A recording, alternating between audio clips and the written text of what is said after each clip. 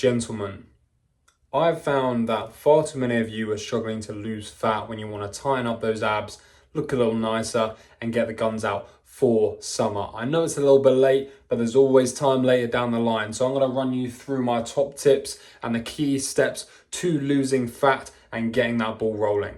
Let's start with the basics. So calories in versus calories out is purely a maths calculation. I'm going to show you exactly how this works. So to calculate things and start things off, 1 pound of fat equals 3,500 calories. So this is going to be a key metric in calculating all of your workings out and everything. So let's say, for instance, you wanted to lose 1 pound of fat in a week. That's a very natural and a very good rate of fat loss. So let's say, for instance, you wanted to do this, 1 pound of fat per week, then you're going to divide that down by 7. So if we do 3,500 divided by 7, that equals 500 calories per day.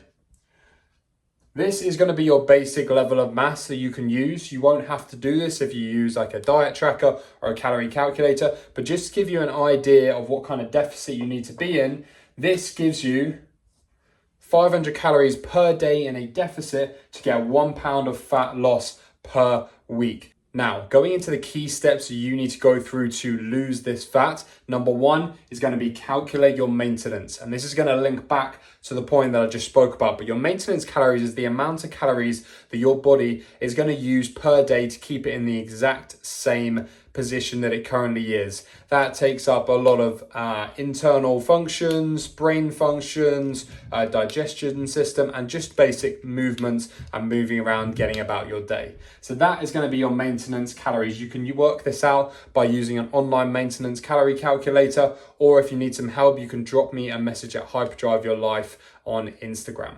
Going on to number two and relating back to the first point I made before we started these steps is you want to take away the calories from this initial maintenance amount. And that is going to be around 300 to 500 calories is a nice stable rate of fat loss. So let's say, for instance, you were on 2,000 calories per day as your maintenance. You're then going to minus off 500 calories, which equals 1,500 calories. This would then equate to, as we were speaking about earlier, about a pound of fat loss per week.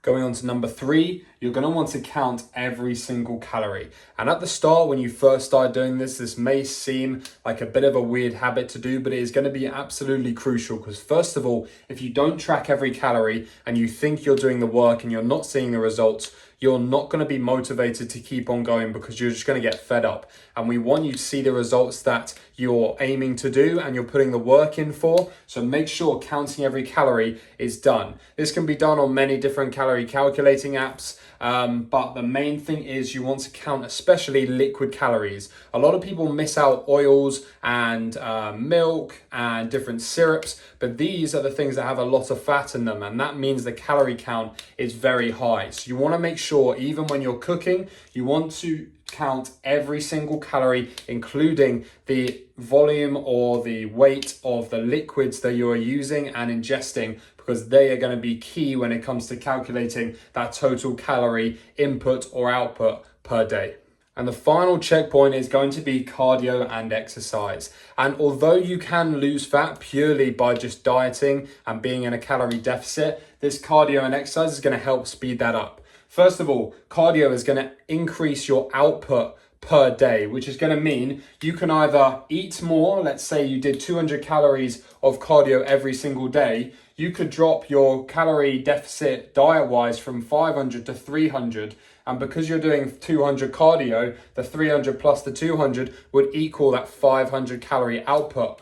Or if you wanted to speed up the process, you can add that on top of this. So then you're in a 700 calorie deficit per day. I'd recommend doing cardio potentially around 3 to 5 times a week. I like doing about half an hour on a bike, which is low impact on the knees, especially if you're overweight, that will be helpful. Or doing walking on a treadmill or an incline. Just make sure you're not holding onto the handrails and you're genuinely actually doing the exercise and not benefiting from the handrails themselves. then there is no getting away from the fact that muscle burns more calories. The more muscle you have, the more calories you burn while resting. It is the least efficient tissue in the body. So if you have more of it, it is just going to churn those calories away. So by doing weights and increasing your muscle mass, you're going to get better at dealing with your calories, and it's going to get easier for you to stay lean. So if you can hit all 4 of these points and apply them consistently and accurately, you are going to see fat loss very, very well, and you're going to start seeing the results you've always been looking for.